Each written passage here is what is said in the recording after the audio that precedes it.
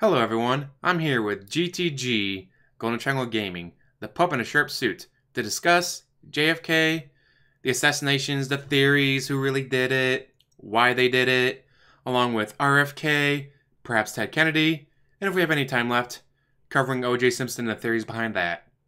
GTG, say hello to the audience. Hello, GTG. ah. Anyways, we'll be starting off with the Zapruder film. The version I have is the HD close-up slow-mo with sound. And we were talking a little. Actually, go ahead. Actually, I'm sorry. As you're going over this, first theory I'd like to, or conspiracy theory I'd like to throw at the audience, is that people believe that this film has actually been tampered with, and there are frames missing. That's always been one of the. It's not compelling, but it's one of the most propelling theories as it pertains to the film, that there was always frames missing, because it seems like the camera jumps. I just wanted to throw that out there just for posterity's sake. Which I've seen that before, and people attribute it to, oh no, it's just old camera technology, dude. It's not smooth like it is today. Really? Yeah, we have film from like World War II that's crispy and clean, and gorgeous. No one ever has any doubt about any of that. Like, what was it, MacArthur coming up on the beach and all that? Mm-hmm. And a lot of that, they said, was allegedly damaged, and they completely restored it. This makes you wonder. Yeah, we can't fix some film from Texas. And we were discussing a little bit beforehand about how when you watch the video, I'll play soon, look at on the right-hand side, people lined up. Left-hand side, there's 2 people here, 2 people there, 3 people there. Like, all this grassy area, perfect place to put up maybe bleachers so more people can show up and see the president, and yet there's no one there. And at 41 seconds, he's gripping at his throat. 42, they can see those 3 people there. 1 person there in a bright red coat while everyone else is wearing drab. 43, still nothing. Wait for it. Let's slow this down. 0.5 speed. Wait. And at the 46 second mark, you're going to see the first guy dive to the ground. It might have been his son or a child that he was tackling to bring them down. So that's something. See, at 44, there's a lot of kids out there too. Now I think about it. Yeah, well, it's a chance to see the president. Like, hey, Billy, you can be able to tell your friends at school that you got to see the president. That's true, but if you were someone, even if you are the assassin, man, you don't want to accidentally, take a kid out. Yeah, no one wants that. Like, even the mafiosos have kids. That's true. Looking at the 40, let's see, starting at 45.5 speed. I don't think he's tackling a kid. I don't see anyone else there. I just see him. Oh, was that just him falling to the ground? Yeah, just him falling to the ground. Okay. That might have been the film that I saw from the grassy knoll. Sorry, I was just comparing him. 48 second. There's someone there with his kid, but he doesn't knock him down. Oh, yeah, but there's so few people there. Like, you could have set up bleachers, but set up bleachers blocks line of sight. Yeah, you're right. He just kind of throws. That's kind of weird. He kind of just threw himself to the ground, and he didn't actually cover his head. He just threw himself to the ground and then looked back. That's a weird way of doing it. Almost like he heard gunshot coming from that side. Yeah. Huh. Even though, obviously, the book depository's not over there. Nope.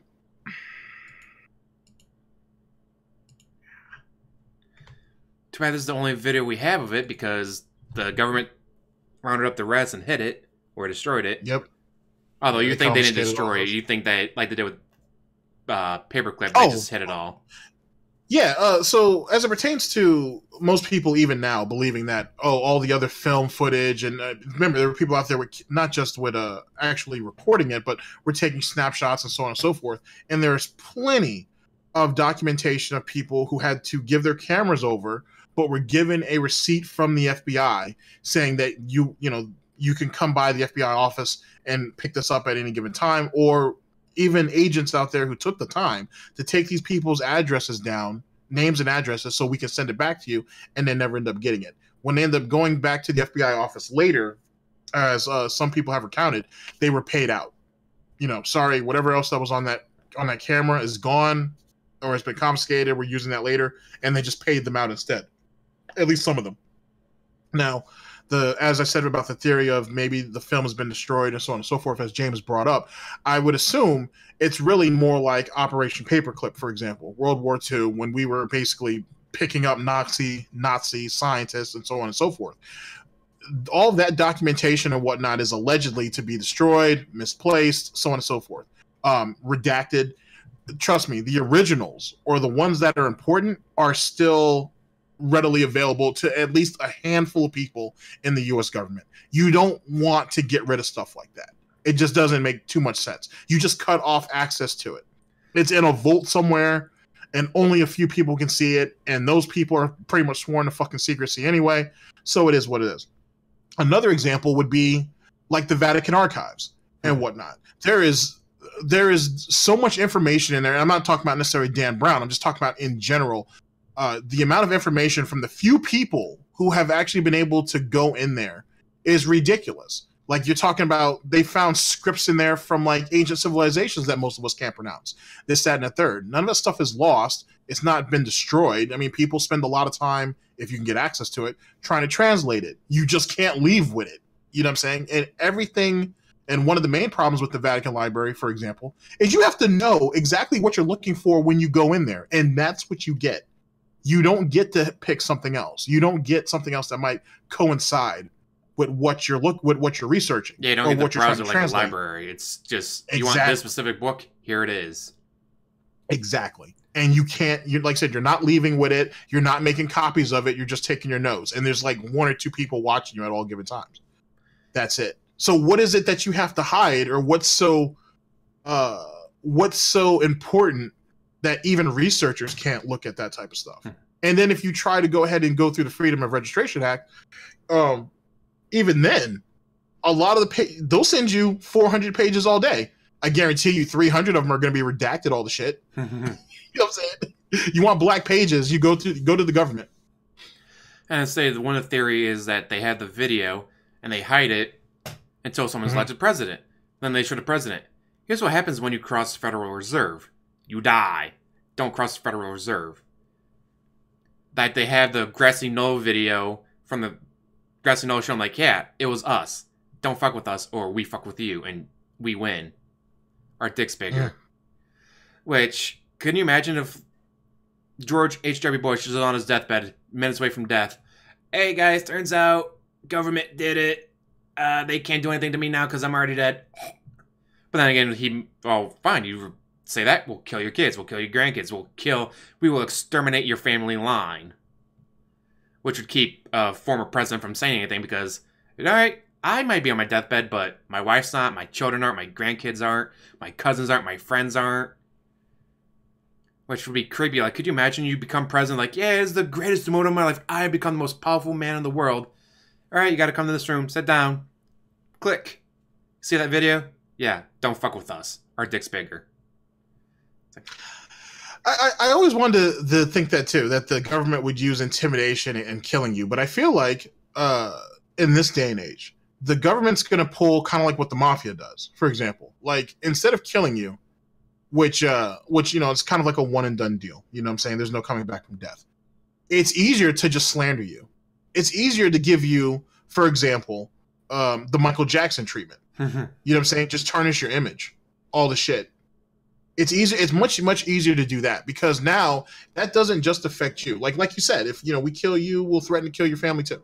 Instead of maybe killing you, they could just slander you and then make your family spend the rest of their lives trying to clear your name or trying to show that they were better than you are. So almost your family has to turn against your own legacy just so they can have their own. That right there hurts, at least in this day and age. I would assume a lot more than what it did for, our grandparents back in those days where you just got whacked and that was it. Yeah, but this is the government. They're kind of slow in picking things up. That's true. They still but use at the floppy same drives. Time, that's funny. That's hilarious. Like, the nuclear codes are safe. Why? Because no one has the floppy drives left to insert into the machines to hack them. It's like, wait, what? Yeah, they still run floppy drives because it's actually more secure now than it would be to modernize it because who the fuck's walking around with floppy drives and sticking there to hack and stuff? It's like, that's a way that obsolete technology is actually safer than modern technology. that you can't hack it because no one else has it. Like, what was it?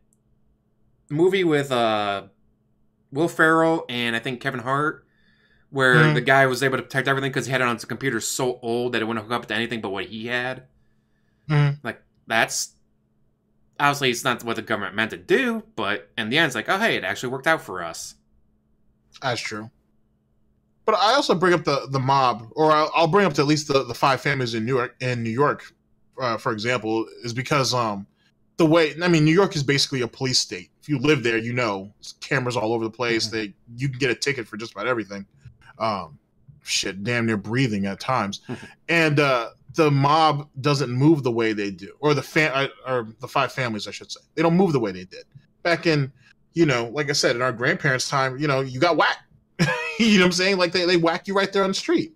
Now they don't do that. You know what I'm saying? Like for example, the last guy who ended up getting allegedly killed. They just can't find his body. He was an associate of the Genovese, and they don't know what happened to him. He had an argument in a restaurant with somebody and whatnot. No violence or anything, but some things were said that I would assume, you know, shouldn't have been said. He goes back home that night. He leaves the house the next morning, and no one has seen him since. You know what I mean? So whoever it was that ended up picking him up ended up probably finishing him off and getting him up and out of there instead of making it the public spectacle that it used to be. But even in those type of situations, there's, you know what I'm saying? Like I said, there's cameras everywhere. So whoever it is who ended up picking the guy up, he's probably gone too. Like they probably definitely got rid of him also. Yeah, they don't tend to leave loose ends. You have to you got to move differently, and the government has to do the same. You know, like when we go over here, when we're funding revolutions in other countries, we don't do it. The CIA, for example, they don't do it the way they used to. You got to be a bit more sophisticated about it. You know, so this way you don't have blunders like this, like the whole JFK shit, or even Robert Kennedy, to be honest. Which I love with the Robert Kennedy thing is that there's someone recording. According to him, there was 2 women that did it.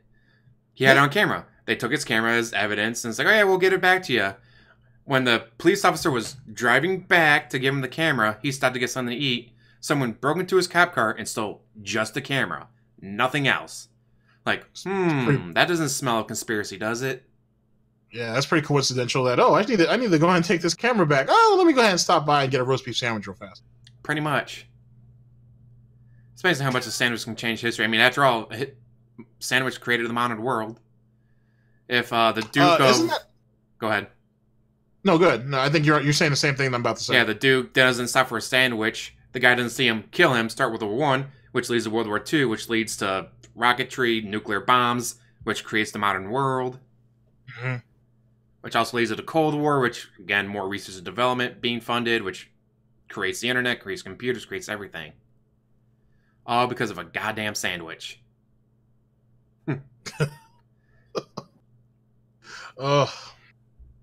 So where would you like to start, man? Well, with RFK, like I just discussed, there was a video, and the guy said that it was 2 women who did it, and then the camera is on being taken back to him, stolen. Like, who would want RFK dead? Oh, maybe the person running against him. My theory is that this is all Nixon and the Republican Party realizing, oh shit, the Kennedys are so popular. They may not be great politicians. They may not be... But look at Trump. Trump was popular. He wasn't great, but he was popular with the people. He wins. The Kennedys, they don't have to be good politicians. They don't have to be good leaders. They just have to be popular with the people, which they were. And it's like, well, we'll never be able to beat them. We'll go 16, 24 years of Ted runs without ever winning. We're screwed for the next 24 years. It's over a generation of us losing. And it's like, well, let's take care of that. But you have different ideas. Oh boy. Okay, so like the Kennedy family is oh boy, I don't know. They're a ragtag bunch. If any of you out there get a chance to actually look into the Kennedys, there's a bunch of just random stuff out there. Like some of the daughters married very, very powerful and rich men and turned them into cucks. You have some of those guys there who are allegedly who are allegedly bi. You have a lot, which doesn't really matter, to be honest with you, but it keeps a lot of them out of political spaces. A lot of them are addicted to drugs. A lot of them have been involved in like shady aspects of business and have gotten ripped off or have ripped off the wrong people. Like, it's like if they were a mafia family, they would probably have died out a while ago.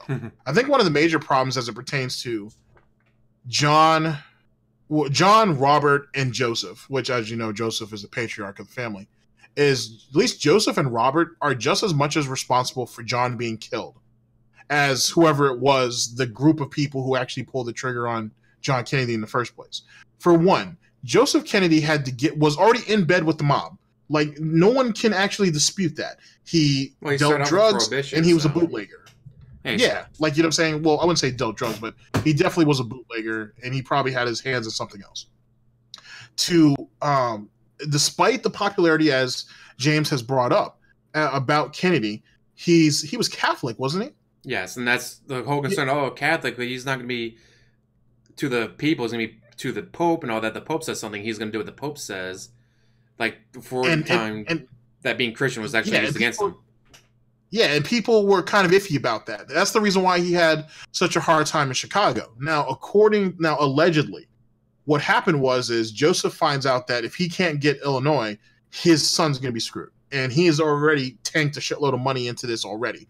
So he reaches out to Frank Sinatra. Frank Sinatra basically links up to his handlers because Frank Sinatra was not necessarily in the mob. He knew people.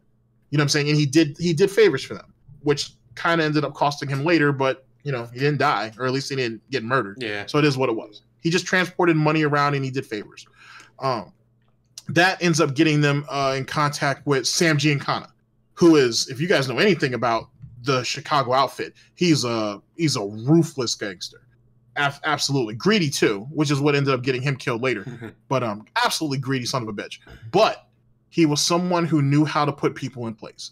So basically, Joseph goes to him, or Joseph through Frank Sinatra goes to and through his handlers get to the Chicago outfit. Hey, I need you guys to help my son become president. Giancana wants certain concessions if this thing happens, and they make an agreement. John gets in, he brings Robert in later on, and then, as you know, Joseph starts to decline in health.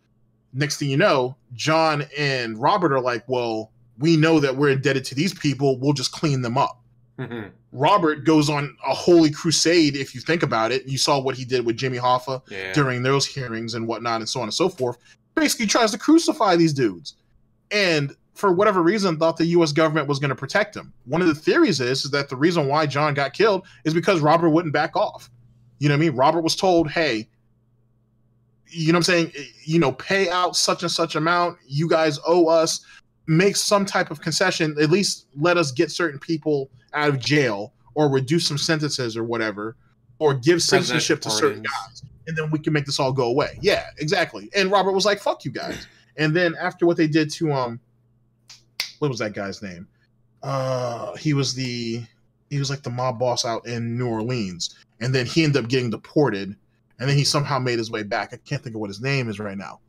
I can't think of his name at the moment. But after that humiliation, and that guy had power. He had juice. You know what I'm saying? He was, even though he only ran, basically Louisiana, he had a lot of pull, especially with the mob boss in Florida at that time, which was Tropicante. So he had, they had a mutual type of thing going there.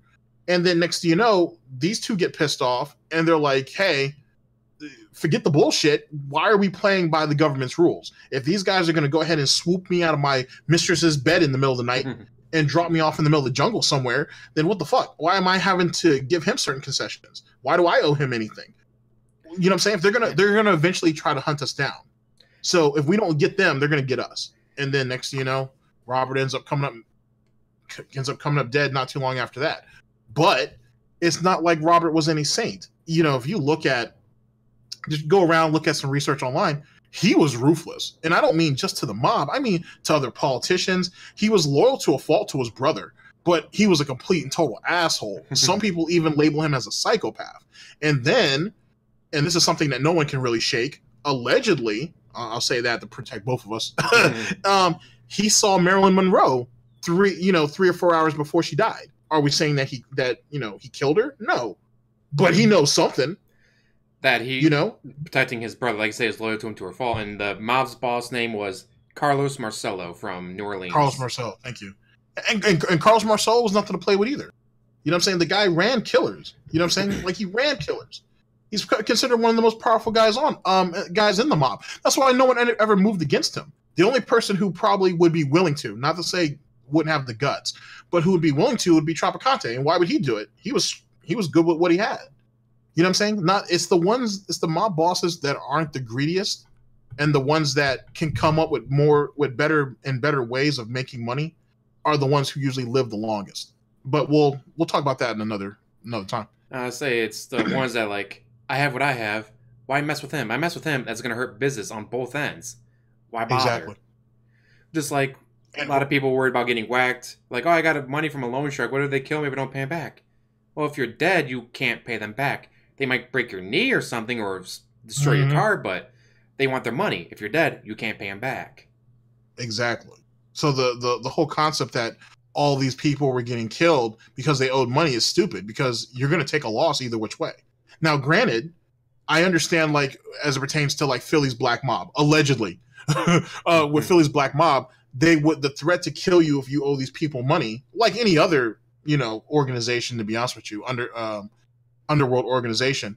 Yeah, there's going to be the threat of death, but at the end of the day, they just want their money. You know what I'm saying? They just want their money. They'll break you up for sure, but they just want their money. But at the same time, they can't let you walk around when people know, oh shit, he owes like 20 grand and he still hasn't paid it yet. You can't let that kind of go you can't let something like that go unpunished, because then other people will feel emboldened by it. And you can't do that either. So you get that 20 grand loan to open up your own business. Suddenly your business burns to the ground. It's like, hope you got insurance on it, bitch. And it goes straight to us. Like, one of the other, they want their money. Again, they kill you, you can't pay back. But with JFK, RFK, it's like, well, they're not. They think they're protected. They think they're too powerful to pay us back. They don't have to worry about it. We'll show them that no, they aren't. Which is one theory. But I still stick with Nixon. Nixon was ruthless. Nixon, he had to resign because, oh, hey, he was willing to do anything to become president and stay president. It's like, that's true. And again, the Republicans probably saw just like how popular they were. It's like, well, behind the scenes, the people don't know about behind the scenes. They only know what the media shows them. And the media shows them the golden boy and the playboy and, oh, look at how straight and white their teeth are. We'll never be able to beat that. Like, we got this old crotchety guy who looks like a messed up bulldog. And then the Democrats have 1, 2, 3 gorgeous young men straight out of freaking Hollywood stars. We'll never be able to beat that. And I think Nixon doesn't get a lot of credit for from a personality standpoint, right? So, like, I'm someone who has who likes the writing and the speeches of a guy named Roger Stone, who was basically a political strategist for Nixon as well as a couple other presidents, to be honest with you. I like the way he formats his speeches and his books, to be perfectly honest with you. And he was a close friend of Nixon for a long time. He talks a lot about Nixon's military career, how Nixon even got started. You got to understand, while Nixon served in the military, he was a really, really good poker player. Like, he's known for that. Like, it's alleged that when he went into politics, the money he used to run was all the money he saved during the military from poker wins, or from poker game wins and shit like that. And like, he was people notorious just for that. Remember him for, no, I am not a crook and having to resign, but there's a reason why he eventually won the presidency. Like, you don't win the presidency because you have no charisma, because you have no motivation to get to people's hearts and minds and win them over. But when your opponent goes, hi, and every lady in the room swoons, and every man's like, God, I want to be him, doesn't matter how much charisma you have if you get out charismaed by the other guy. That's true, which is why he ended up losing to John Kennedy in the first place. Yeah. But that's an interesting theory, too, because not theory, but that's an interesting caveat, I should say, is that people who back then who said that if you listen to the actual debate on the radio, Nixon it sounded like Nixon won. But if you actually see it, John looks like he definitely carried the day. The thing is about Nixon, and which is one of the reasons why he ended up resigning in the first place, is because he covered up the Watergate break-in, which he didn't have to. Theoretically, he wasn't linked to it in any way that would make him complacent. He should have. Him trying to cover it up is what ended up screwing up everything. On top of that, it's not just on him. And don't get me wrong, I'm not defending Nixon at all. I'm just trying to give you the best part of it, or at least from what I see. One of his political aides, and someone who he had a lot of trust in, knew that he was going to have to give up his presidential tapes. And if he had told Nixon this on that Thursday or Friday, Nixon theoretically would have had the whole weekend to edit those tapes, because those tapes officially still belong to Nixon. He can do what he wants. The presidential tapes, by the way, ladies and gentlemen, are the tapes that are in the presidential office, which only belong that are running pretty much 24/7. They record almost everything. And as long as a president's in office, he or she, because eventually that's going to happen, has the right to do what they want with their tapes. Actually, in the presidential tapes from Nixon, there's like 12, 14 minutes missing and whatnot. Some people say it was a malfunction, a loss of power, which caused the tapes to end up going static or going dark, if you will, for about 12 minutes. Some people say that that's where the edit was made. If that was the case, it was extremely sloppy. It doesn't really matter. Either which way, whatever was on that tape, someone didn't want on there. The problem is it's those same tapes and as well as some of the transcripts is what ended up screwing Nixon in the end. If he knew that those tapes were gonna be confiscated, he was gonna have to turn them over to the government Monday. If he knew about that Friday, he could literally have done whatever he wanted with those. Basically, what I'm trying to say is have a couple audio experts come in and cut out certain shit and then just give it back. Yeah, the gap was 18 and a half minutes. 18 and a half minutes, thank you. It doesn't matter what's missing. It's still his property. It's whatever. You know what I'm saying? He could have pulled a Bill Clinton and his secretary screaming and shit. It don't even matter. It's his tapes. He can be allowed to get rid of that. But since that didn't happen, he ended up turning the tapes over, and as well as other stuff, he ended up getting screwed. And like you said, it's the cover-up that got him. Just like with Bill Clinton. They didn't get him for getting a blowjob from the secretary. They got him because he lied under oath about getting a blowjob from the secretary. If he had just said, hello, world's most powerful man, ladies want to be with me, every man wants to be me, and actually some of those men want to be with me, but hey, it's 1998, we're okay with that now, some of us anyways. It's like... See, here's my problem though. Theoretically, Monica shouldn't have said shit to shit. That's the first thing. Like, Monica shouldn't have said nothing. Nothing. I'm the president of the goddamn United States.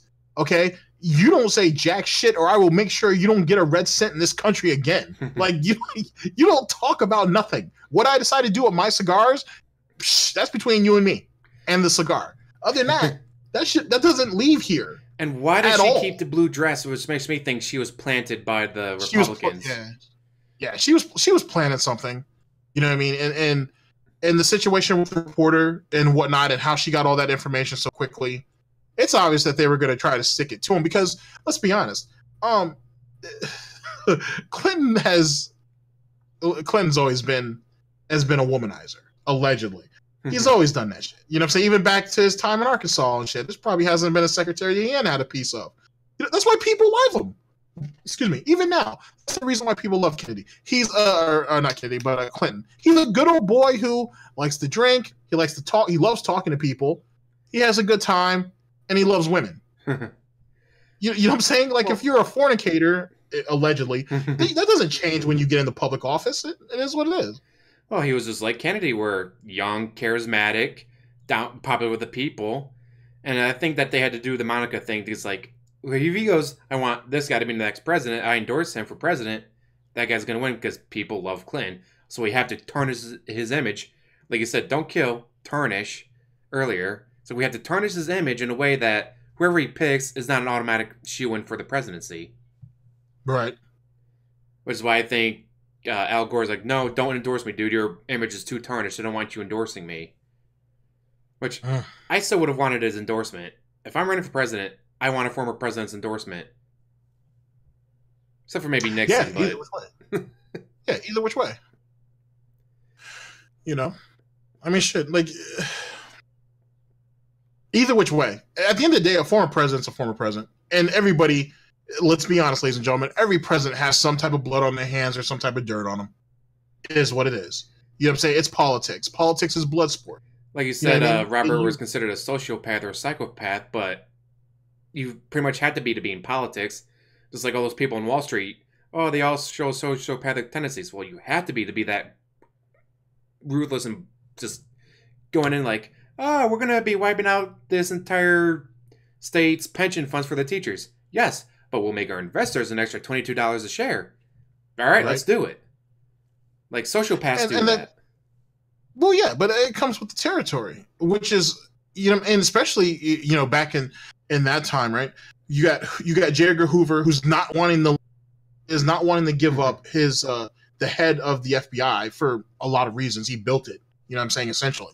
And if you guys have read anything on the FBI, it's a self-contained unit. Like if for whatever reason the U.S. government decided to cut off funding to the FBI can still sustain itself for like, I think statistically they said that they should be able to do it for like another 20 years. That's insane. You know what I mean? But then again, if you guys know how government agencies are supposed to spend their money, each quarter, whatever it is that you've been given, you have to spend it. No agency ever sends that money back. You always spend it. You know what I'm saying? And that's why a lot of those government agencies invest. You know what I'm saying? The NSA, the CIA, the FBI, they all invest in stocks and bonds. They invest in stock. So that money builds. So if anything ever happens, they can be self-sustaining. You know what I mean? There's black book money and there's other illicit funds that can be raised, but essentially that's what happened. If you don't believe me, go back into the 60s with the savings and loan scam and whatnot that was talked about, and how basically the U.S. government was using money, putting it into these different accounts, investing in certain shit, and then sending that off to go ahead and do other things. Right. And so this way it never linked right back to the government. Same concept. And then when it all fell apart, I mean, it was no big deal. You know what I'm saying? They took an initial loss. They blamed some of that shit on the criminal activity that was going on in Florida as well as other places. Mm-hmm. And then they started it all over again later. But it did end up having a hit on the economy. But that's neither here nor there. And then also with that, it's like, all right, we're the FBI. We have money invested in this company. Oh, shit, turns out my buddy from the IRS said, hey, they're about to take a huge hit. We might want to sell our stock real quick. So, like, you know they're going to have insider trading going on with any of these government agencies because they're the inside. Like, they know, absolutely. This guy's about to go to jail. That guy's about to be arrested. This company is about to go under for fraud. Like, they know that, so who better to play the books, right? Yeah, absolutely. Absolutely. And it's just how the government moves. And with Robert especially, there's a lot of reasons why you don't want him becoming president at all. I mean, did he have a chance to win? Yeah, he had a great chance to win. Oh, he would have won. Short of him. And he would have, more than likely he would have won. The reason why I say more than likely is because, history. Yeah, something I like doing what is for history, but, but the thing is with Robert, is if Robert wins, there's only one thing that can happen.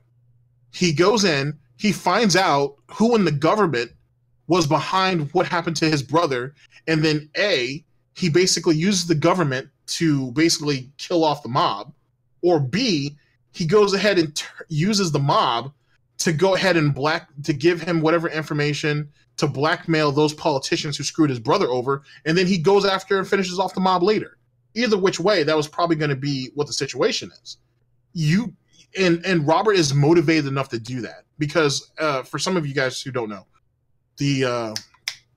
before John, he had a brother who died in World War II, if I remember correctly. He was a fighter pilot in France, I think. I can't think which. Was it Jack? I think his name was Jack. When he died, initially Joseph Joseph Kennedy's oldest son. That's who was supposed to be president. That was who was supposed to be president. Now, when he died, then that basically fell on to John. John dies, it falls on to Robert, and then if Robert dies, it falls on to Kennedy. But also, that's how the structure of that family was. That's how the lines of loyalty, I should say, work. That's how it was set up. So each brother was loyal to the next. And you saw that after John died. When John died, Robert stepped up, and then Teddy stepped up behind him. And they had each other's back because, to be honest with you, that's all they had. The problem is with Robert is there was nobody to reel him back in. John could do it because John had that charisma, and more importantly, Robert trusted John. Teddy is the youngest. You know what I'm saying? He looks up to Robert, so he doesn't have the power of personality to bring him back in. Hence the reason why Robert went on the rampage he did, and which sadly ended up leading to him getting killed. And then with Ted Kennedy, obviously it could just be he was drunk, wrecked the car, swam while the other person did it. Yeah. But again, maybe not Nixon this time, but the Republican Party in general going, fuck, if he runs, we're going to lose again. Don't kill him this time, or if we do kill him, make it look like an accident. Because people keep running around shooting Kennedys. Others might go, it's weird. No one shoots Nixons. No one shoots Hoovers. No one shoots Roosevelts. They only shoot Kennedys. Let's try to figure this out. But it obviously could be the mafia, or it could be the government. And it's like, okay, so how do we take out Ted in a way that it's not like, oh, hey, everyone just keeps shooting Kennedys. We might want to investigate that. Oh, let's put a little something in his drink. He drives home. He gets in an accident. Oh, it's not our fault. But his years of drug and alcohol abuse make him go like, oh, that's a fun little party favor. That was nice. Oh, shit, I wrecked. But I'm still fine because I'm used to doing this shit. At least that was my theory behind the Ted Kennedy attempted assassination, in my opinion. It could have, and the thing is because I still believe, because the thing is about the Kennedys is that they were all very athletic, especially the sons, right? The daughters too, to all extent, except for, what was her name? The one that ended up getting the lobotomy.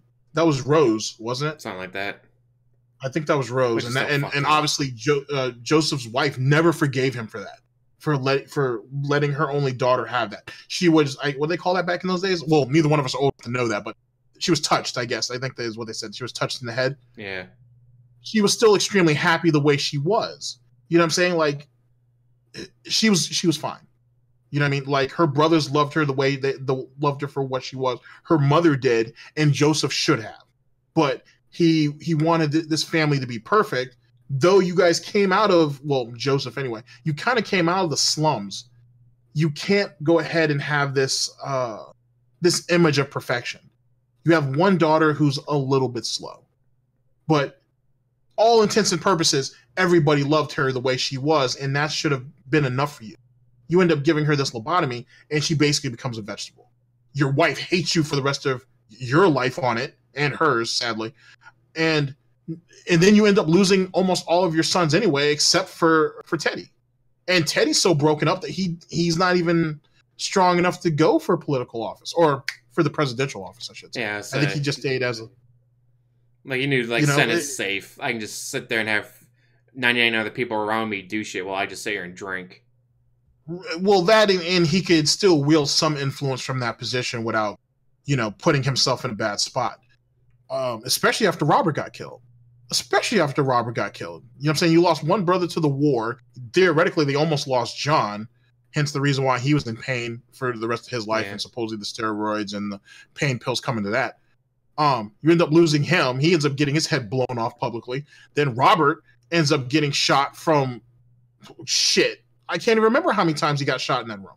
But people found bullet holes. The police did. They found bullet holes in the wall, in the ceiling, and a couple other places. But didn't they say that Sirhan had discharged his weapon into him? And then you get into the debate on, well, how many shots were in the gun? How many shots were in the gun compared to how many times Robert got shot? And, allegedly, there's something like 6 or 7 stray bullets that are in that room. So obviously not everybody hit not all of them hit Robert, which means that there was more than one shooter. Like I said, so the guy with the video said that there was 2 women. So it could have been 3 of them, but the 2 women got away, and the camera was lost and or stolen.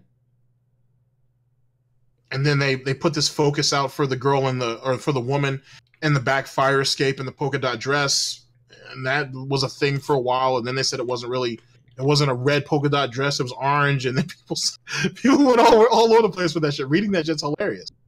But either which way. So when it comes back to bring it back to Robert, so if he gets back in the office, then that's what's going to end up happening. And so now you have the people who may have been in on it. You definitely have organized crime that don't want no part of that. And then you have allegedly, this is all going to be alleged at this point, despite the fact people take it as fact. Then you got J. Edgar Hoover, who was gay, who was also cross-dressing, allegedly, for all this, by the way. And he didn't want to get kicked out of office. And allegedly he was getting paid off by the mob. Because you would think the feds would be the most eager to take organized crime out, right? Because isn't that what they do? J. Edgar Hoover did during Prohibition, or during the Roaring '20s, or whatever? The most, those guys that were America's Most Wanted and all that shit. Jesus Christ! They said he had John Dillinger's weapon, one of his firearms, in his office as a trophy for his whole, throughout his whole career. But you don't want to go after organized crime. Everything smells like bullshit. When it smells that bad, it's like there's something up. But nope, it was Lee Harvey Oswald from the 6th floor with this gun. Even though he couldn't make it into the military because he was too bad a shot. Because he wanted to be a sniper, and it's like, you're not good enough to be a sniper, dude. He wasn't good enough to be a sharpshooter. You know what I'm saying? Not at all. No, what's it like? Sharpshooter, then marksman. Don't hold me to all those ranks. But I'm just saying, he just wasn't a good enough shot. You know what I mean? He was used as your typical pawn. Like you know what I mean? You and I discussed earlier, like he was found on the 2nd floor eating a sandwich and having a Coke. Yes. So bring us back to the Kennedy thing. So supposedly, when Kennedy is shot in Texas, in Houston, he's supposedly Lee Harvey Oswald's on the 2nd floor eating a sandwich and drinking when someone comes in and tells him what the situation is. So how does he run down 4 flights of stairs after getting these 3 miracle shots off that wounds 2 people? Well, kills one and wounds severely the other. Runs downstairs, down 4 flights of stairs to the 2nd floor, starts eating a sandwich and drinks his Cokes, not sweating, doesn't look disoriented or anything. And so you think murdering the president, you'd be maybe a little agitated, showing something about it. On top of the physical activity that you just went through. So now he finds out that the president gets killed. Then he leaves the break room and goes on this almost fantastic journey to the Lincoln whatever the name of that movie theater was. Lincoln Theater. Thank you. To the Lincoln Theater. Keep in mind, he had shot a cop and killed him on the way. So he's killed the president. Then he's allegedly killed another police officer who stopped him, who just happened to be rolling down that street when you would think all hands need to be on deck at Dealey Plaza. And just happened to know that he was the shooter. Like, wow, someone shot the president. I'm going to stop that random person walking down the road. Exactly. So you end up popping him, and then he goes to the theater, and he waits? And what is he waiting for? Then all of a sudden the cops show up through the front, through the back, and through the sides. All of them have their guns drawn, and supposedly they all have the order to not let him, that he doesn't get out. He doesn't get out. So one of you guys or 2 of you might have to take a bullet, but he can't leave. So you walk up in there, guns drawn. They say Oswald. Oswald just turns around, and either the gun's not in Oswald's hand, meaning that it's still it's maybe in his jacket, maybe he left it on the seat of the movie seat. Who cares where he had it? He didn't draw it, so they didn't shoot him. And so then he gets beat up severely to try to make it seem like a struggle, but no one can justify killing him, and then they have to bring him out. And now you have this idiot that, well, not idiot, but now you have Oswald for the next, what, 2 days or whatever the case may be. And then supposed a mob associate and Jack Ruby. failed club owner, Jack Ruby, out of his patriotic duty, all of a sudden gets access to the garage of the police station that they're transporting Oswald and gets a shot off on him. Which makes absolutely no sense. Like, how is this random person? It's not a police officer. It's not like a random police officer said, "Yeah, it was my president," shot him. Like in an act of, oh, he lost his mind for a few seconds. Oh, whatever. No. Random club owner walks in with a gun into a police station or police garage, but still. Mm-hmm. I don't know about you, but police station garage. You can't get within like 100 feet of a police station with a gun, dude. They got plenty of signs for that. But then, now that's where... So let's dive into Jack Ruby for a minute. Jack Ruby, as you guys know, he has mob connections. Supposedly, he used to be a runner for Capone back in the day. He knew the police. The police used to come by, because keep in mind, it's a different time period. The police used to come into his club all the time. He hooked them up with drinks, with girls. They make sure that his place doesn't get robbed. You know what I'm saying? There's a working relationship there, if you will. He's someone who used to frequent the police station all the time, because guess what? His girls probably, allegedly, may have turned a couple of tricks back in those days, so sometimes you got to bail a girl. So, you know, it is what it is. So he had a very first-name relationship with a lot of the officers there. That right there might, if you're willing to overlook the common sense aspect, that might be enough to lead you to believe, okay, maybe that's how he was able to get into the police station without being checked. Fair enough. But then when you see, it's weird how when you look at the film for that, and if James can pull it up, then you'll see it. Idea.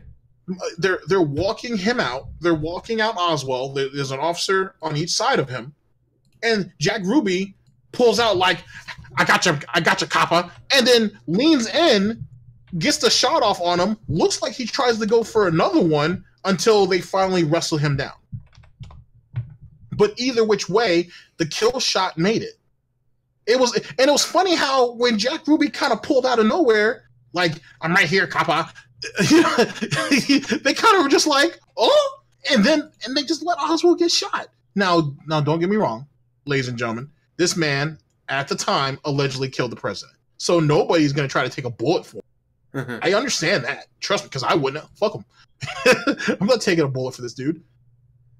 At the same time, where are the other cops at, bruh? Where were the two officers that were in front of the squad car that they were about to put Oswald in? All right, found it. You see what I'm saying? Like when you think about the logic of it all, where are all these people that were supposed to be in place? If they may have had a better chance transporting Oswald out the front of the station instead of through the parking garage. As I found the footage, and let's see, 16, 17, 18, he's walking, plenty of cops around, plenty of reporters, and then shot. Bang! Yeah. And then it looks like he leans in, and then he leans in because he wasn't sure if that shot was going to kill him. Yeah, he's standing over him, still shooting him. Like, no one seems to be tackling him. I'm looking at the video right now. No one's tackling him. They're all like trying to hold Lee Harvey Oswald down so he can get a better shot. Copy video URL so you can see it. So you can see what I'm talking about. At about 21 second mark. Shoots him. Yes, that's when they bring it. I'm sorry, I'm watching it from the beginning. Yeah, see, and Oswald still has the swollen up face and whatnot. So, and then they have all this film. So you have multiple CNN cameras, or at least 2, maybe 3. Okay, they bring Oswald out. All right. Jack Ruby jumps out. Blah! And then he tries to go down for the kill shot. And then all these guys, all these detectives, come up to get him. But look at how he made his entrance, though. We go back to the let's go back to the 14th. Okay, Oswald's unveiled. Ruby pops out at the 19-second mark. Bang! Oswald's like, oh! And then they finally pounce on him. After he tries to get the second shot off. Well, that's just, I thought it was weird. Like, he's standing over him. Yep. And you think someone maybe do a running tackle or something? Like, no, they just, like, walk up to him, grab him, try to pull him away. It's like, no one's going to do a running, flying tackle or anything. Here he is. Bam. Mm-hmm. He goes down. See, then again, if you... Go ahead, I'm sorry. If anything, they're like the police are like trying to hold Oswald down so Ruby can get a better shot. Yeah. And that makes sense. You know, if you think about it. Like, you think about Texas justice and whatnot, eye for an eye. I mean, no one shed no tears for Oswald getting killed. No. So, you know, not that anybody would expect them to. But that was sloppy. That was sloppy.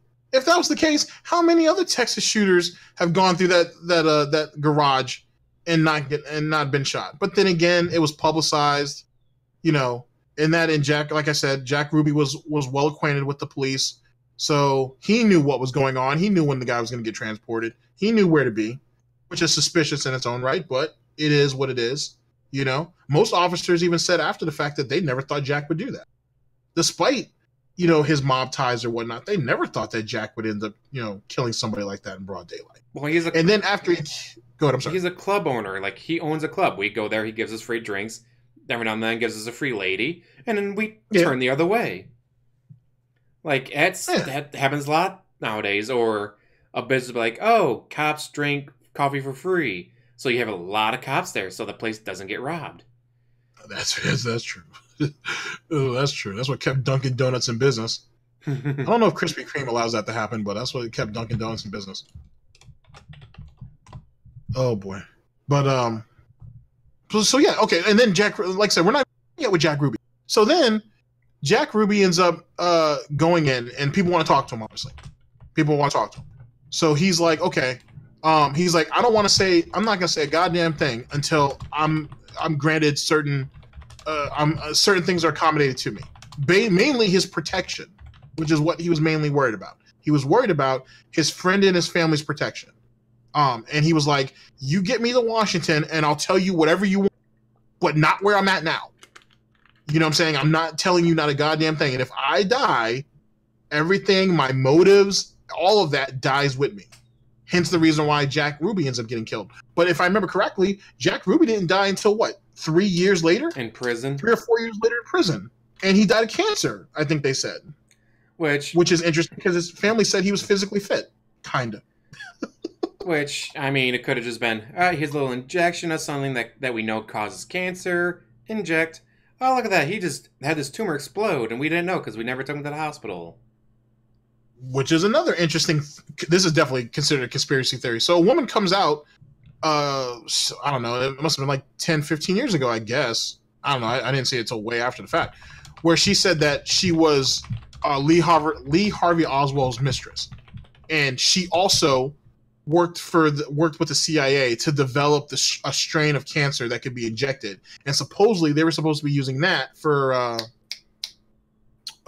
Fidel Castro and whatnot, and allegedly that's what they were using on these mobsters who were going to prison and whatnot to keep them quiet. But she even admitted it takes time for that to happen. Well, what's the point of doing that when we could just kill them in prison? There's quicker ways of doing it. He could have a slip and fall in the shower or something. Yeah.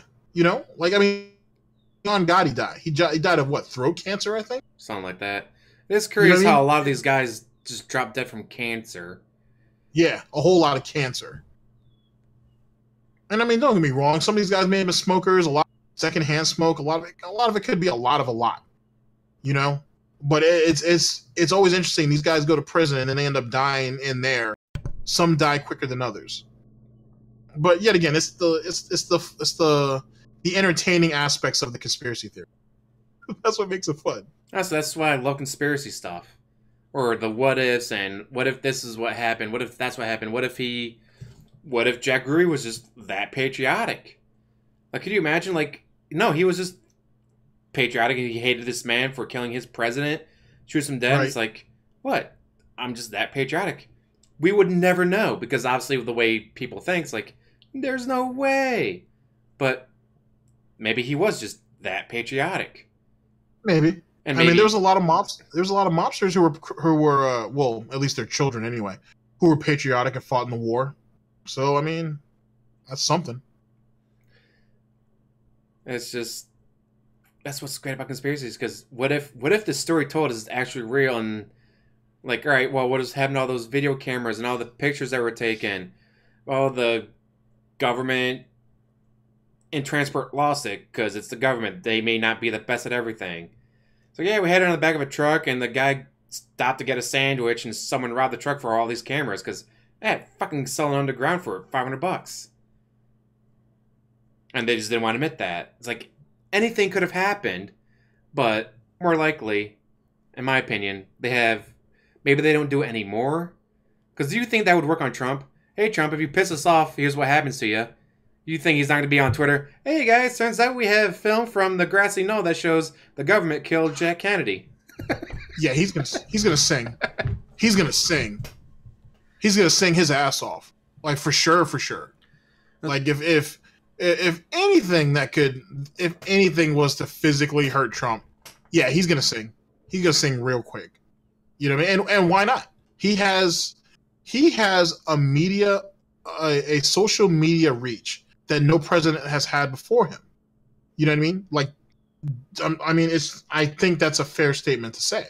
So, I mean, shit, do what you have to do. You know what I mean? Do what you have to do. But the thing is, though, too, is Trump is linked to the mob too, or at least he was. Yeah. So, I mean, that's kind of well known too. People have brought that up already. Can you imagine he doesn't drink, so he just gets up at 3 o'clock in the morning. Man, is that a bad dream about the film the government showed me from the grassy knoll? God, I can't believe they did that to JFK. Hopefully they don't do that to me. Nah, he doesn't have a conscience. He doesn't have a conscience at all. But he'll definitely do what's best for business, i.e., whatever it can be done to protect him. Yeah, for sure. You know, and you don't stand in business as long as someone like Trump and not do that. You know, like you said, you have to be a sociopath to do those things at that level. You know what I mean? Yeah, it's like I'm sure in both of our professions, there's a bunch of them. There's a bunch of fucking sociopaths that I work with. You know what I mean? Like absolute fucking dude. I've seen arguments for corner offices and shit. Like, I mean, actual full blown arguments between like 4 dudes. 2 of them weren't even on our floor, so I don't know why they were on. For a corner office that has the sun beaming on that bitch for like 2 fucking hours every morning.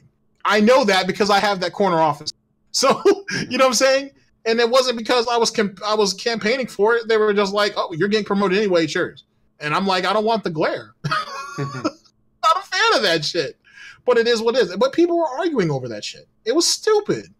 But I've seen worse. I've seen people argue over positions, over alleged promotions that should have been their way, all kinds of nonsense. And it's like, you guys said you've known each other for like 5 years, and you guys graduated from college. Now you got way over this. I mean, are you planning on living in this office for the rest? I certainly don't. So, it's silly shit.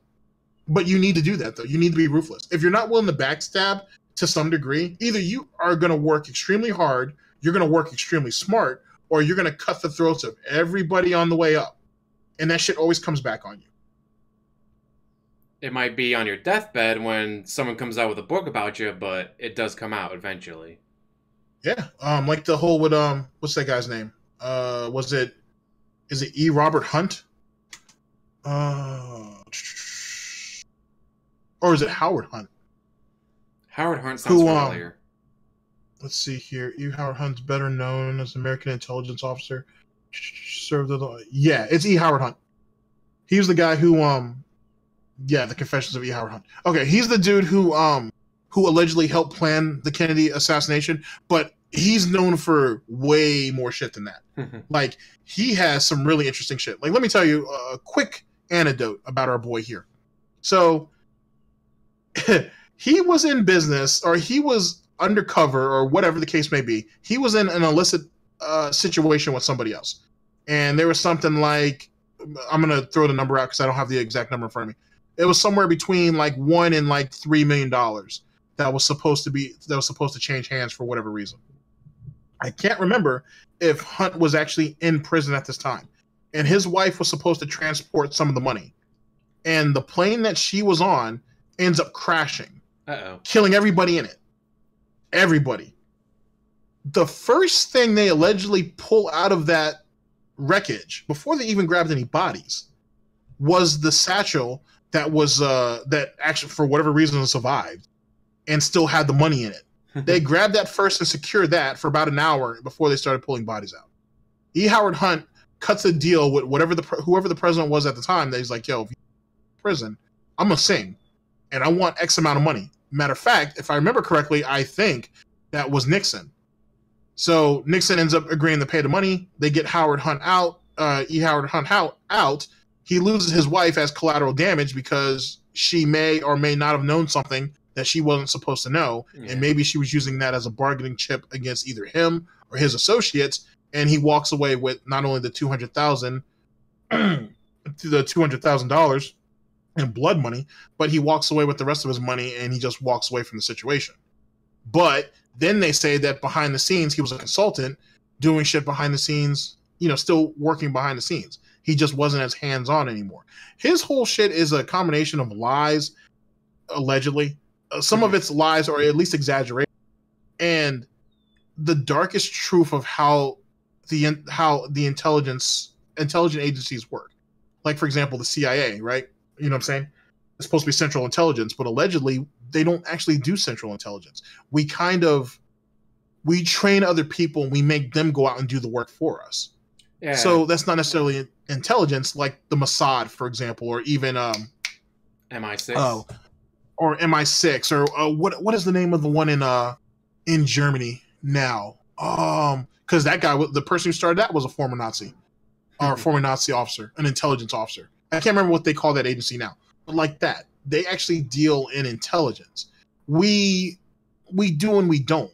Like, you know what I'm saying? Like, we go about it a little differently, and that's why they used to say back in the 60s and 70s that the CIA was nothing more than college graduated elite soldier boys with no honor. You know what I'm saying? They weren't actual soldiers, if you will. They were politicians with guns, allegedly. Yeah, a lot of that was like they'd go to West Germany, pick up a East German woman, and then now she's the one doing all the work. Like, he just sits there and goes, oh yeah, about 3 days ago she told me this. Just like, you guys should know that. Oh, she ends up dead because they catch her? Nah, all right, I'll just bang another one and get her to do my dirty work. Like, they didn't actually do anything. Someone else to do it. Yeah, and that's scary.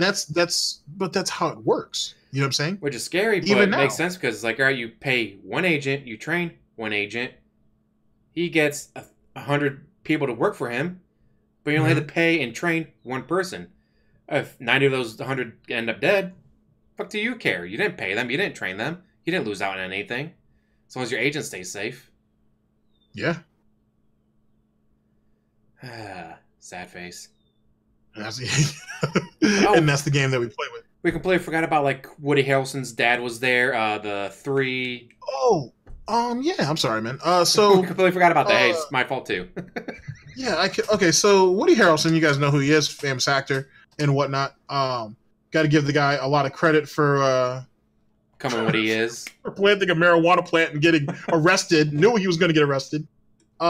His father is known as Charles Harrelson, is a notorious killer, like ruthless savage. Linked to American organized crime. He was actually arrested and actually went to jail for killing. He was convicted for the assassination of federal judge John H. Woods Jr., first federal judge to be killed in the 20th century. Ended up murdering this dude, but he's killed a whole lot more people before that. Okay, the reason why I bring him up is allegedly, if you guys know who the three tramps are, these were the three individuals that they found behind the grassy knoll where that train station was, which is allegedly where they were supposed to make their escape by train. They were supposed to stash away in one of the train cars. Allegedly, his father was one of these men. Now, I can't remember if his father ever admitted to doing that, because there are some videos you can find on YouTube, for example, some of his prison confessions or at least interviews and so on and so forth. And he was pretty smart about it. He knew what to say and what he didn't say. One of the things that's interesting about Charles is the fact that for someone who's considered such a ruthless killer, there isn't an amazing amount of information. I mean, there's not an amazing amount of information on the guy for someone who was considered a heavy player for so long, especially. Yeah, for what he did and for as long as he did. And don't get me wrong, ladies and gentlemen, there are one of the guys who allegedly killed, who actually shot Kennedy, was alleged to be a serial killer who was a well-trained assassin in himself. The thing is, though, is how are these men trained? For example, like, you know what I'm saying? Like, Charles never talked about any of that. I don't remember, nor do I see here, because I'm actually looking him up now, that he had any type of military history at all. He's really just known for armed robbery, despite the fact that his reputation far exceeds that. So how are these people trained exactly? All right, well, let me go ahead and give you a little bit of particulars on someone who I do know a little bit about. A guy by the name of Richard Kuklinski is also known as the Iceman, operated in New York around the same time as the Roy DeMeo and all of those guys. He's a serial killer, to be quite frank. He's known for allegedly being a mafia hitman, despite the fact certain people will say that, no, he owed Roy DeMeo money because he was bootlegging porn. Mm-hmm. And Roy DeMeo cut in on that and was like, hey, that's my racket, shook his ass down, and then allegedly maybe had, how do I word this? Allegedly may have contracted some jobs off for him to do some shit. Now, Richard Kuklinski himself is a psychopath, and pure and simple. He's alleged to kill 100 people. I don't think the number is necessarily that high, but he's certainly killed quite a few. He is someone who wasn't raised to be a killer. What happened is he ended up getting cool with somebody who was a former Army vet, and this guy taught him how to kill people. That's basically what he was. The guy ran an ice cream truck, and he was a serial killer in himself too. He wouldn't kill women or children though. So he sold ice cream out of this truck, but he did it. Yeah, but he did it to case out and look for targets, look for victims, basically. Richard Kuklinski ended up getting cool with him, and he taught him stuff. Taught him stuff about poison, taught him stuff about how to use certain type of weapons, this, that, and the third, how to maneuver bodies, how to cut bodies up, so on and so forth. We don't have to get into all the particulars. Now, I'm thinking with Charles Harris, same shit. I think he ended up meeting up with some of the veterans that came back from a few of the wars, because he died in let's see, he was born in 38, so he's got a whole lot of resources at his disposal, especially from World War II. Yeah, World War II, that can come back and teach him stuff. I'm sorry. Yeah, between World War II and Korea. Yeah, between World War II and Korea, and there's a lot of veterans, and there's a lot of veterans out there who did a lot of shit that they didn't want to do or they didn't even know they could do. Mm-hmm. So there's a whole lot of resources at his disposal to teach him how to do these things. There were people who came back from some of those wars who that's all they did.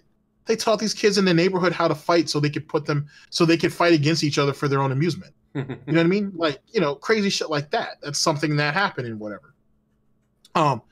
With that being said, whatever it is that whoever, it doesn't really necessarily matter who taught Charles how to do what he did. He made himself quite the name in the American underworld. Now, going ahead and labeling him as just a bank robber doesn't really do the man justice, but because there's not a whole lot of information on what he did in full that can be corroborated, you kind of just have to go off whatever you did. Either which way, if he really was part of the three Tramps, why is it that it says that he didn't die until March 15th of 2007? Theoretically, the original died pretty quick. Supposedly, all three of those guys were taken out into the middle of the desert, all were shot, and buried there, which makes sense. That's what you do in the desert. You know what I'm saying? You take your guys out there, you shoot them, and then you bury them, and then you go away. The mob had been doing that in Las Vegas forever. You know what I mean? So that's why there's always a forensic truck out there. If you guys have ever been to Vegas, if you've ever seen ground groundwork being broken on a new development, you'll see it. There's usually a forensic truck out there for whatever reason. The reason why, and I don't mean to laugh at that and some type of morbid curiosity, is the fact that there's usually bodies buried out there. And it's so frequent now that they're just like, go ahead and send an EMT out there just in case. If a body pops up, cool. If it don't, then it don't. And usually it's skeleton by that point anyway. But, you cover your bases. And a lot of killings went on back in those days. You got to understand that, like, back in the 60s and 70s and the 80s, and even the 90s to an extent, these guys were killing each other left and right. As long as you didn't get caught, you got away. I was saying, it's like with forensic, doing like dental records, you might be able to identify some of them, but with him, let's say they did take him out there. Well, if he's such a badass killer, they kill one, they kill the second one, they go to kill him, and he's like, fuck this, I don't want to die. Maybe he buried 6 bodies instead of 3. Maybe. Or he was talkative enough, but like, guys, you do know I'm really good at this, right? Like, I just killed a fucking president. You might want to hire me. I can work for you. It could be like how, if you watch like Game of Thrones, Tyrion is always able to talk his way out of situations. He could have done the same thing. Don't know how much of a talker he was, how charismatic he was, but maybe he was. Maybe he's like, fuck those 2 guys, but you guys want me. Trust me. Maybe. Let's see, because allegedly he killed somebody in September 22nd of 1970, killed someone August 12th of 73, ended up getting convicted of a killing in 79, which that's the judge. Yeah. Let's see. Those are just the 3 they can. 2 more alleged. No, actually, he got convicted of. Yeah, actually, well, he was convicted for 2. He's linked to a 3rd. And he has the armed robbery conviction in 1960. So in truth, who knows how many people he's killed? I say, in 16 years, you can only pig 3 murders on him. Like, that means he was just thorough. Yeah. That's what that means. Exactly. Okay, it's like he was good, so maybe he was able to talk his way into the mob, like, hey, hire me. Yep. And who knows how many people he made disappear. Exactly. Here, check this out. In September of 1980, it says right here that Harrison surrendered to cops after a 6-hour standoff, which he was reportedly high on cocaine. During the standoff, he threatened suicide and stated that he had killed both the judge, that he had actually killed Judge Woods and John F. Kennedy. In a TV interview after he was arrested, he said, at the same time that I had killed the judge, I had killed Kennedy. Okay, that's the one where I think I've actually seen that interview, which gives you an idea of the state of mind that I was at the time. He said his statement was made. Interesting. He never actually went back on that statement. And it says right here that he told his wife that he also claimed that he had also killed the president too. But he's not Lee Harvey Oswald, so the government doesn't listen. Yeah, and there's no reason to. And supposedly, and it says right here that according to Crossfire, it says right here, it's Harrison is believed to be the youngest and the tallest member of the 3 Tramps in most conspiracy theories. Let's see here. It says right here that he also had connections to intelligence agencies, the military, and it also says he might have been actually connected to Jack Ruby. Oh, there to you go. Russell Douglas Matthews, a third party linked to organized crime, who knew both Harrison and Ruby. Like, there's a lot of things there that may just go, the story the government gives us can't be true. But unfortunately, we'll never know unless you become president and they show you the film like, hey, keep your mouth quiet, do what we tell you, or this happens to you. So I guess at that point you just have to be like, all right, family, you're all going on a vacation to England. And while they're there, come out, hey guys, this is what happened. Go ahead, kill me, but my family's safe in England. You're not touching them. Oh, speaking of which, that's another thing about E. Howard Hunt I forgot. Allegedly, he was one of the Tramps too. And the other guy was Frank Sturgis, which we talked about him earlier. I can get into him in another time because he's a He's an interesting fellow in himself. He was linked to the Day of Pigs debacle. Yeah. To be honest with you, he was also one of the people who helped hunt down. Is it Che Guevara, the revolutionary who used to be linked to Fidel Castro? Yeah. He was linked. He was involved in the training of the people that went to go and find him. Allegedly, he actually delivered the hands of Che Guevara to somebody at the head of either the CIA or the FBI. They actually cut his hands off while it was in like in the prayer. Yeah. While his hands were in the prayer motion, they cut it off at the wrist and they put it in a jar of amalgahide, I would think, to preserve it. Not saying it's fucked up, but that's fucked up. But probably true. Probably. Allegedly, or whatever you're supposed to use. Yeah, allegedly. For legal purposes, allegedly. It's alleged. Yeah. Just really interesting stuff. If you guys ever have a chance to kind of go through, read some of this stuff, I would definitely read up on at least on E. Howard Hunt and Frank Sturgis. They're both very interesting people, to say the very least. And Charles These guys did all Harrelson. kinds of dirt. Like, there's a lot. Absolutely. If you guys want to look into it more, there's plenty out there on the internet and libraries. You could spend years going over this stuff and still not read or watch everything. Mm-hmm. Which makes it even more fascinating. Just to realize like there's so much information out there, and yet we'll never know the truth. Nope, it's all a rabbit hole. But the thing is that is crazy is all these guys are linked to other people who are linked to the feds, the CIA, the leaders of other countries. They're linked all over to mafiosos. They're linked to a bunch of different people. And it's weird because like you walk down the street, that person knows no one. That person knows no one. I know no one. And yet, oh, this person was killed. Well, he's connected to some of the most famous names in the world. Like, how? He's supposed to be some random bank robber, and yet somehow he's connected to the CIA, the FBI, Cuba, Venezuela. Like, how are they connected to all these people?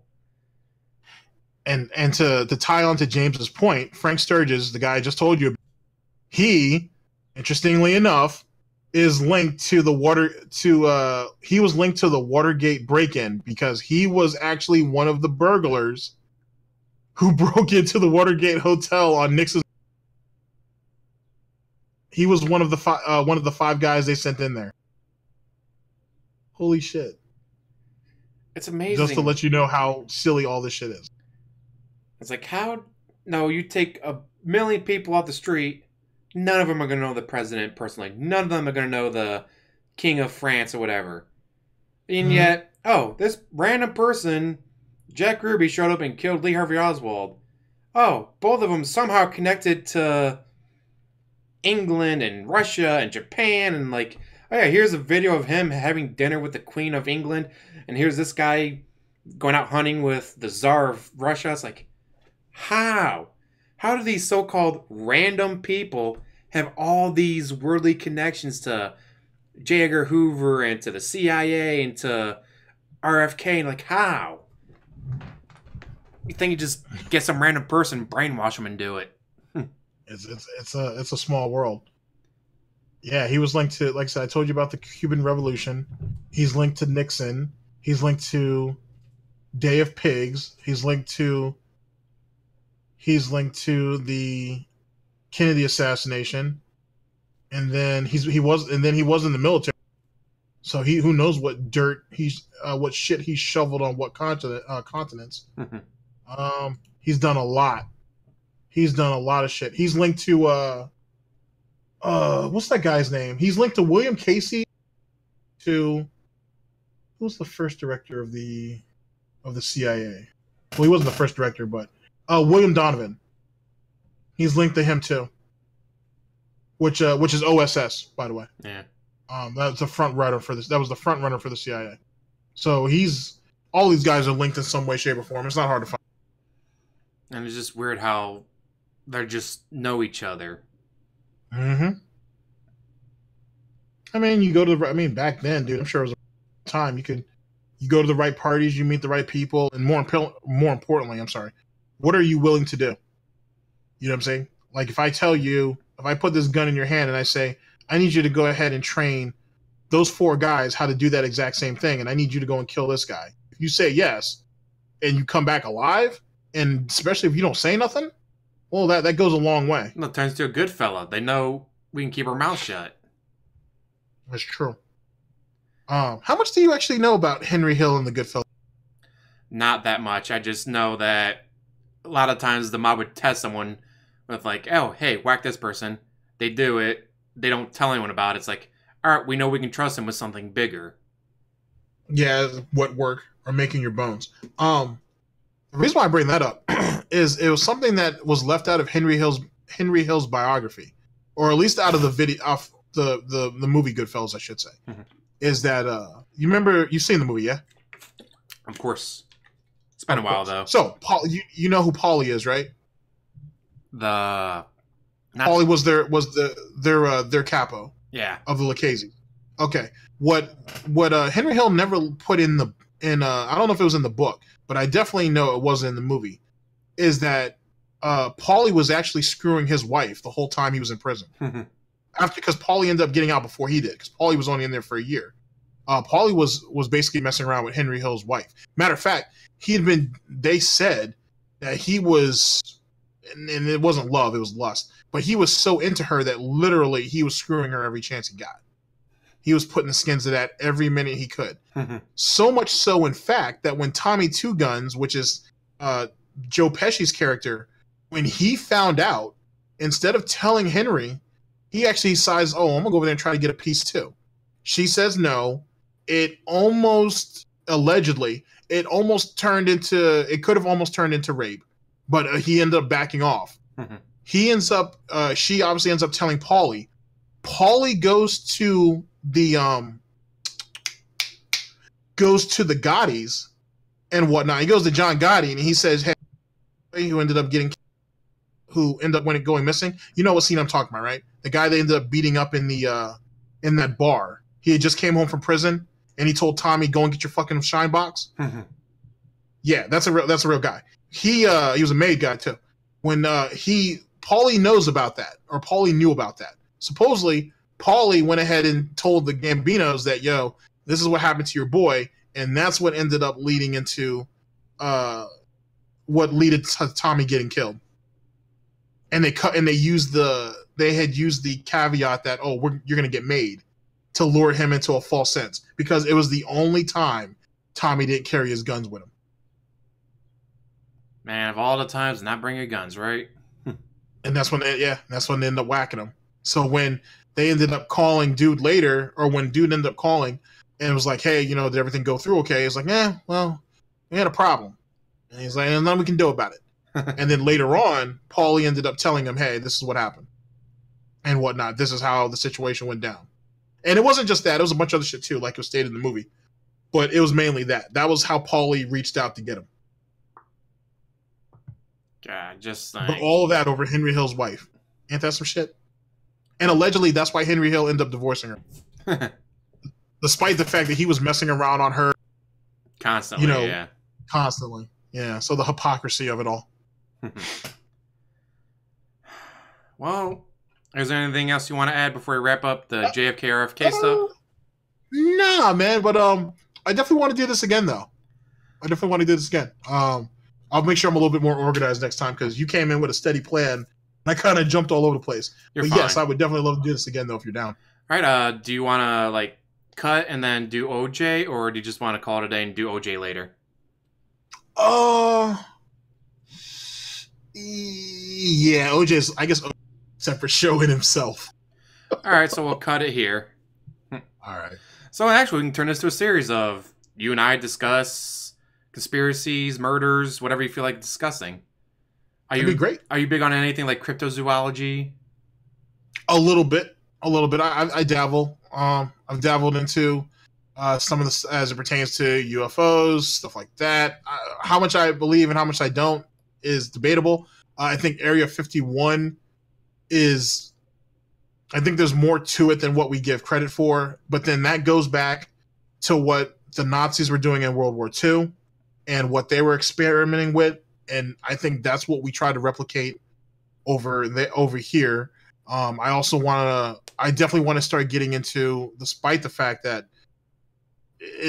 I guess it would kind of, it's more spirituality and whatnot. I want to get into that whole Spear of Destiny situation and how the original's lost. Like what the church says they have is nothing but a replica, and so on and so forth, and they know it and whatnot. And that fire that ended up burning up the shroud that covered Jesus' body, I'd like to definitely get in on that, because supposedly it was supposed to happen that way, and if it was truly divine, it shouldn't have burned. Theoretically, only a little bit of it burned, not all of it, so that must mean something, right? But I want to talk about that. I definitely want to talk about how the church suppresses certain shit. I'll talk about it. Yeah. All right, well, thank you guys for watching. Hope you guys enjoyed this. I'll probably turn it to a playlist. And if someone's an expert, or whatever you want to call it, on, say, Loch Ness Monster or Bigfoot, which I believe is just Gigantopithecus, a 9-foot tall ape from the Himalaya areas. Oh, where the Yeti was seen. Went extinct around the same time as the Bering Land Bridge. Oh, so they could have migrated with the people into North America, where you now see Pacific Northwest, Bigfoot. That's my theory anyways, that it may not even be around today, like sightings today are wrong, but the Native Americans, 2, 3, 4,000 years ago, see it, tell their kids, and it goes down the line until white people show up and go, oh, there's giant apes running around. All right, let's kill everything.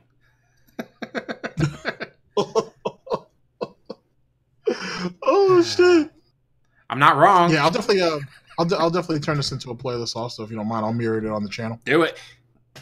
So, anyways, thank you guys for watching. As always, like, subscribe, comment down below, and have a wonderful day.